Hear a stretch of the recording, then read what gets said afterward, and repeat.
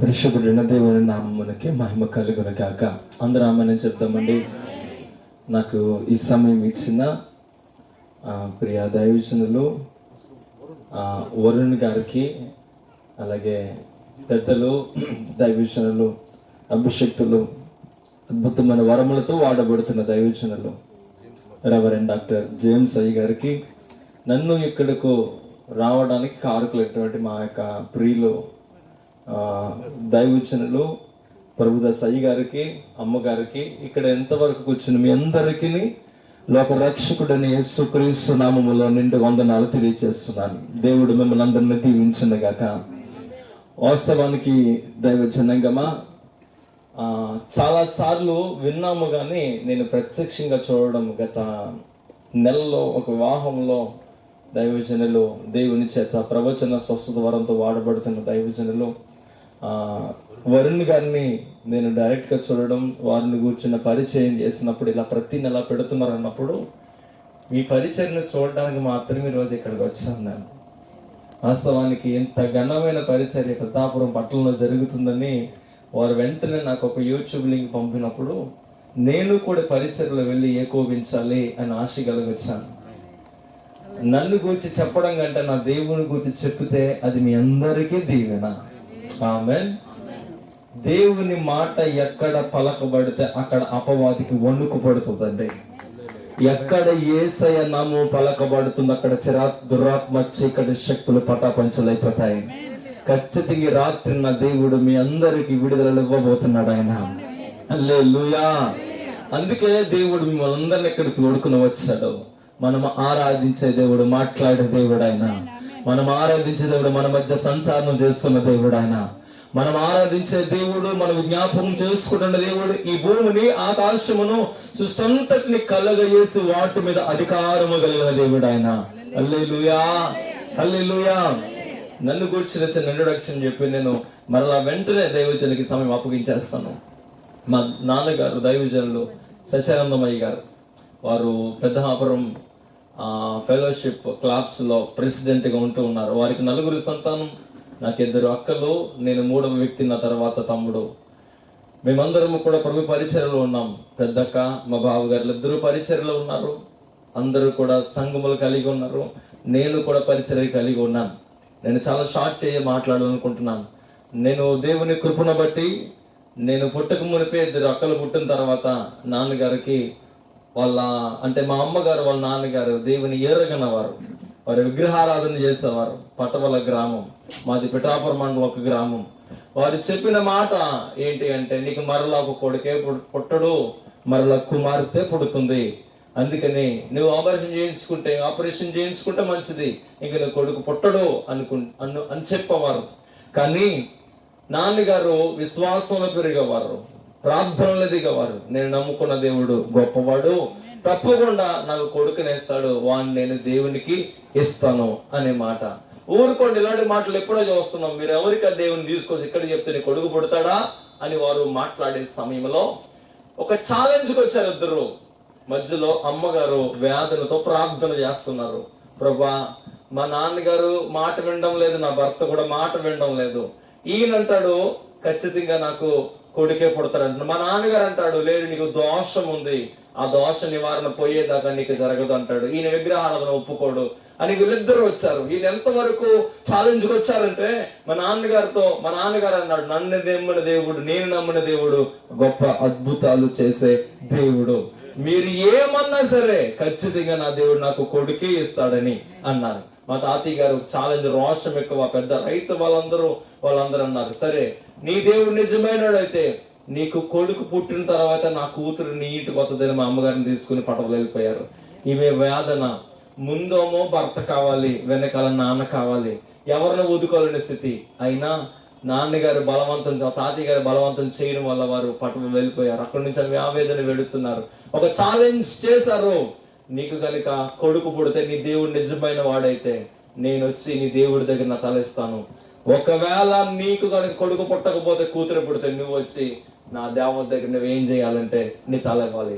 ఇద్దరు challenge ready అయిపోయారు. అమ్మగారు వేదనతో కన్నీరు విడుస్తూ మందిరానికి వెళ్తూ, ఇలాంటి దైవజనులు పెడుతున్న సభలకు వెళ్తూ, కోటాల్లో కూర్చుని చెప్తున్న వాక్యములు ప్రార్థనలు ఏకీపిస్తూ వీరేం చేస్తున్నారంటే, అడుగుతున్న సమయంలో తల్లి గారికి మా అమ్మగారికి ఒక దర్శనం ఇచ్చాడు ఆయన. నవమాసాలు నిండాయి నేను వారికి పుట్టానంటే. దేవునికి మహిమ కలిగిన గాక. చెప్తామా? హల్లెలూయా. మనము నమ్మిన దేవుడు మనల్ని మోసపరిచే దేవుడు కాదు, మనల్ని సిగ్గుపడనిచ్చే దేవుడు కాదు ఆయన. అలాంటి దైవజనులు ప్రార్థనలు వారు దిగుతున్న సమయంలో నేను పుట్టిన తర్వాత మా తాతయ్య గారు వారి కుటుంబం అంతా రక్షింపబడ్డారు. దేవునికి మహిమ కలుగును గాక. హల్లెలూయా. ఆనాటి నుంచి ప్రియమైన వారు ఇప్పుడు వారు లేరు కానీ రక్షింపబడి ఇప్పుడు పరదేశంలో వారు ఉన్నారు. నాన్నగారు పరిచర్యకు వచ్చారు. ప్రభు దర్శనం పట్టుకుని పరిచర్యకు వచ్చిన తర్వాత మేము చిన్నపిల్లగా ఉన్నప్పుడు వెదిగాము. ప్రభు పరిచర్యలో నేను కూడా బైబిల్ ట్రైనింగ్ అయ్యి ప్రభు పరిచర్యలో ఎదగాలని ఆలోచన కలిగి ప్రభు కొరకు నాన్నగారికి సహకరించాలని, వారికంటే ఘనమైన పరిచర్య చేయాలని తలాంతులు కలిగి పరిశుద్ధాత్మ అభిషేకము పొందుకుని ప్రభు ప్రేమలో ప్రస్తుతము గత 2017వ సంవత్సరంలో నా యొక్క చదువులు ముగించుకుని, నా విద్యను ముగించుకుని నేను MBA చేయడానికి, MCOM చేయడానికి, BEd కంప్లీట్ చేయడానికి, ఇంకా ఉన్నతమైన విద్య కంప్లీట్ చేసుకుని ఆశ కలిగి దైవజనులకు ఎదురవుతున్న కష్టంను బట్టి, అనేక మంది విశ్వాసులకు ఎదురుతున్న కష్టాలను బట్టి నేను ఒక అధికారం కలిగి ఉండాలి ప్రభువుని ఘనపరచడానికని నేను LLB చేయడం, ఒక అడ్వకేట్ గా చేయడము, ఇదంతటికంటే దేవుని పరిచర్య గొప్పదని గుర్తించి దేవుని పరిచర్యలో వాడవలన ఆశలు నన్ను గుర్తించి ప్రభు అభిషేకాన్ని గుర్తించిన ఒక దైవజనులు 2017లో నన్ను రాజస్థాన్ పిలిచారు. మీరు మా దగ్గర ఉండడం, మా బైబిల్ కాలేజ్ లో ఉండడం మా క్యాంపస్ సంతోషమని, అక్కడ ఒక బైబిల్ కాలేజ్ ప్రిన్సిపల్ గా పనిచేస్తూ ఒక అకాడమిక్ స్కూల్లో ఛార్జ్ తీసుకుని పనిచేస్తున్న వేళలో ఆలోచన కలిగింది, నేను ఇక్కడ పని చేస్తున్నాను, నా గ్రామంలో, నా దేశంలో, నా రాష్ట్రంలో నా ప్రజలు ఎంతో మంది నశించిపోతున్నారు, వారికి దీవెనకరంగా ఉండాలని ఆ సంవత్సరం నుంచి ప్రతి నెల సువార్త పరిచర్యలు పెడుతూ అనేకమైన సభలలో వాడబడుతూ దేవుని సేవలో అనేక మంది సేవకులను వెనుక నుండి ప్రోత్సహిస్తూ దేవుని యొక్క నామ మహిమార్థమై ఇప్పటికీ మా పరిచర్య ద్వారా 3 మందిరాలు నిర్మించడానికి, అనేకమైన ఆత్మలు రక్షించడానికి ప్రభు సహాయం చేస్తారు. ఒంటరిగా మా నాన్నగారు బయలుదేరి వచ్చేసారు.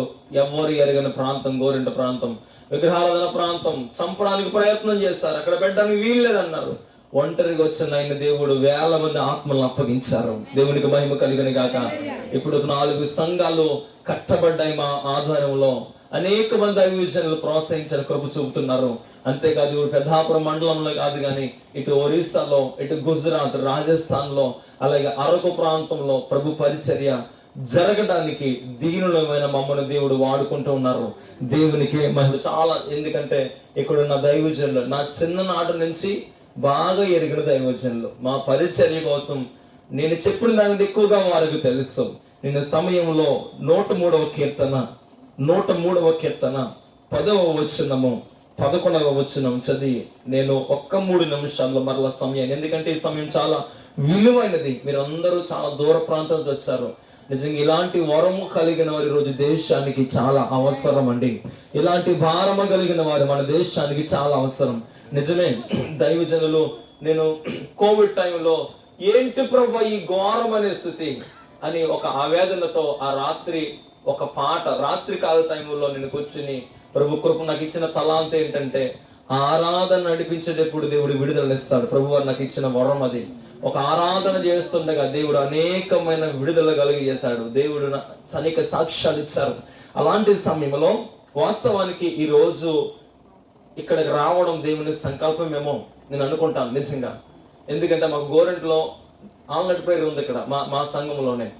అది తమ్ముడు ఉన్నారు, నాన్నగారు జరిగించుకుంటారు అని నేను బలవంతంగానే ఇక్కడికి వచ్చాను. కానీ నాకు అర్థమైంది ఖచ్చితంగా దేవుడు నన్ను కూడా దీవిస్తారు. ఆమేన్. ఇక్కడ కలిసి పరలోకమందున దేవుని ఆరాధిస్తున్నామండి. ఆ సమస్య మాటలు కాదు, మన మధ్య పరలోకపు సన్నిధి దిగి వచ్చింది. హల్లెలూయా. దేవదూతలు కూడుకున్న ప్రాంతం అంతా వెలుగుతో నింపబడింది. మనకు తెలియదు ఆత్మీయముగా గ్రహించే వారు ఈ రాత్రి దేవుని శక్తిని పొందుకోబోతున్నారు. 11వ వచనము 10వ వచనము 103వ కీర్తన మనం చదివితే, మన పాపములను బట్టి మనకు ప్రతీకారము చేయలేదు, మన దోషములను బట్టి మనకు ప్రతిఫలం ఇయ్యలేదు. భూమి కంటే ఆకాశం ఎంత ఉన్నతముగా ఉన్నదో ఆయన యందు భయభక్తులు గలవారి ఎడల ఆయన కృప అంత అధికముగా ఉన్నది. వాస్తవానికి మానవుడు ఎందుక అయ్యగారు చెప్పారండి, ప్రతి మనిషిని ఏదొక అనారోగ్యం, ఏదొక రుగ్మత, ఏదొక అశాంతి, ఏదొక శాపం కొట్టిమిట్టాడుతూ ఉన్నది.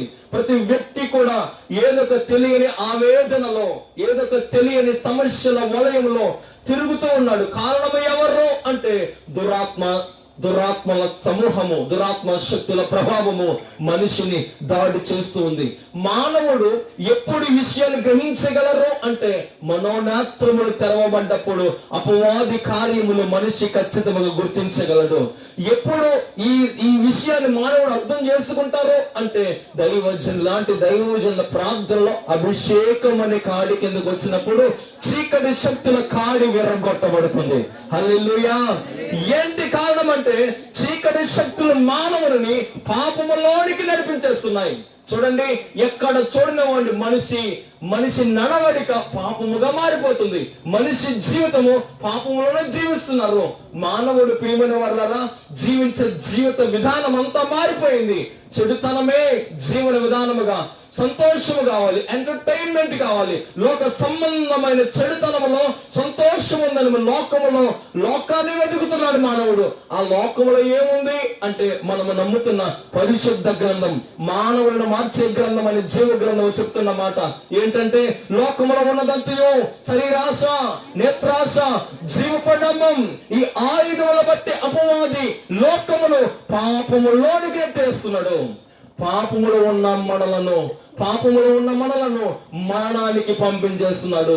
పాపంలో ఉన్న మనలను ప్రియమైన వాళ్ళ ఎలా ఈ పాపం మనలోకి ఎంటర్ అవుతుంది అంటే బైబిల్ గ్రంథం చెప్తూ ఉంది, దురాశ వల్ల పుట్టిస్తున్నాడు. ఏ ఆశ? దురాశ. అనే మాటకు అర్థం చెడు అని అర్థం. ఈ మనలోని అనవసరమైన ఆశను పుట్టించి పాపము చెయ్యనట్లుగా పురికల్పుతున్నాడు, ఎంకరేజ్ చేస్తున్నాడు. మనం అనుకుంటున్నాం ఇదే జీవితము, ఇదే శాశ్వతము, ఇక్కడే నాకు సంతోషం ఉంది, అబ్బా ఎలా ఉంటే చాలు అనుకుంటున్నారు. కానీ క్షణికమైన ఆనందాన్ని బట్టి మనం పాపములో పడిపోతున్నాం. ఆ పాపము చేయటం వలన మనము శాపగ్రస్తులైపోతున్నాం.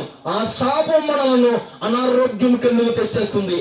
అనారోగ్యం మనలను మరణంలోకి నడిపిస్తుంది. ఆ మరణమే నరకంలోకి నెట్టేస్తుంది. ఇది మానవుని జీవితం అయిపోయింది. ఉనికి లేదు, బ్రతుకు లేదు, ఆశ లేనట్లుగా మానవుడు బ్రతుకుతున్నాడు.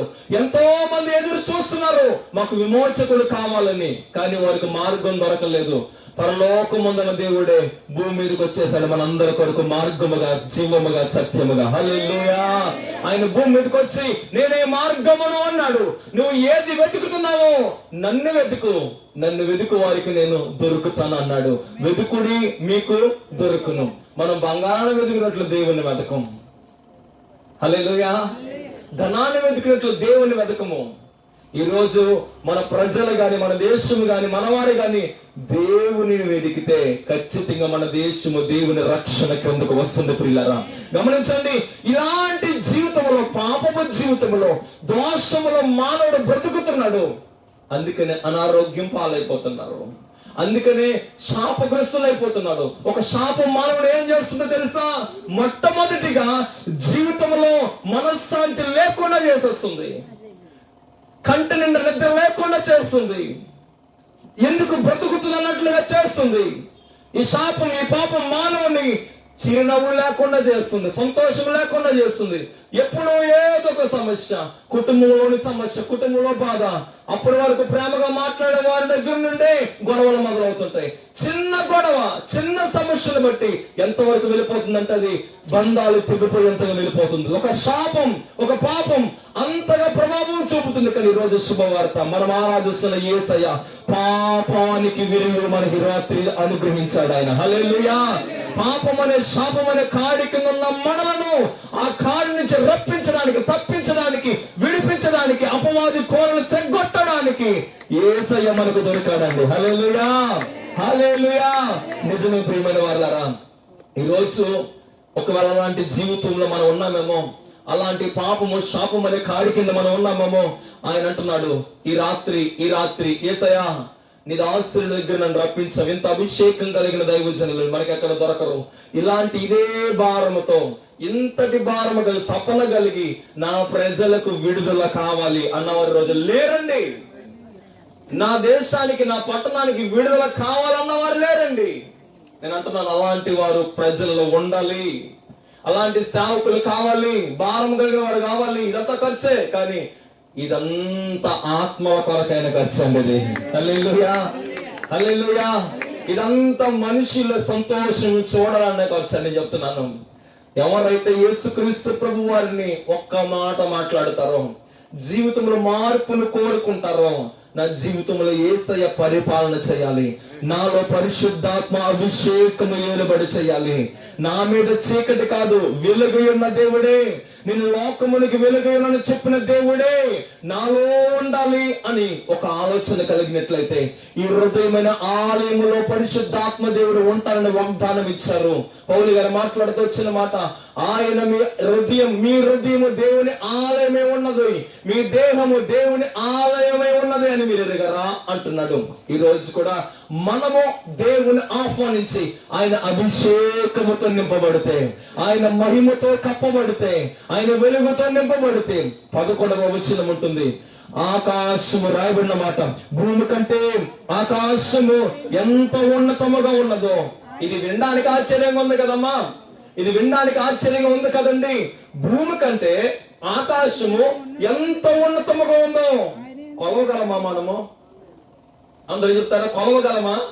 ఇది ఎంత ఎత్తుందో మనకు తెలుసా? తెలియదు. చూస్తేనే పిల్లలకి చందమామ కథలు చెప్పడం తప్ప మనకి ఈ లిమిట్ ఏంటో, హద్దు ఏంటో తెలియదండి. కానీ దేవుని వాక్యము సెలవిస్తూ ఉన్నది, ఆయన ఎంతగా నిన్ను ప్రేమిస్తున్నాడో తెలుసా, ఎంతగా నిన్ను బలపరచాలనుకున్నాడో తెలుసా. భూమి కంటే ఆకాశం ఎంత ఎత్తుగా ఉందో, మన పాపములను విడిచిపెడితే దేవుని అభిషేకం అనే కాడి కిందకు మనం వస్తే భూమి కంటే ఆకాశం ఎంత ఎత్తుగా ఉందో, ఆయన యందు భయభక్తులు కలిగిన మన పట్ల, వారి పట్ల ఆయన కృప అంత అధికముగా ఉందటండి. హల్లెలూయా. మన జీవితాలకు ఆయన కృప చాలు. పౌలు గారు రాస్తున్న మాట, బలహీనత యందు ప్రభు వారిని వేడుకున్నాడట, ప్రభా ఈ ముళ్ళు తీయండి ఆయన. అప్పుడు యేసయ్య మాట్లాడారట పౌలుతో, పౌలా నా కృప నీకు చాలు. ఆమెను చెప్తారు గట్టిగా, హల్లెలూయా.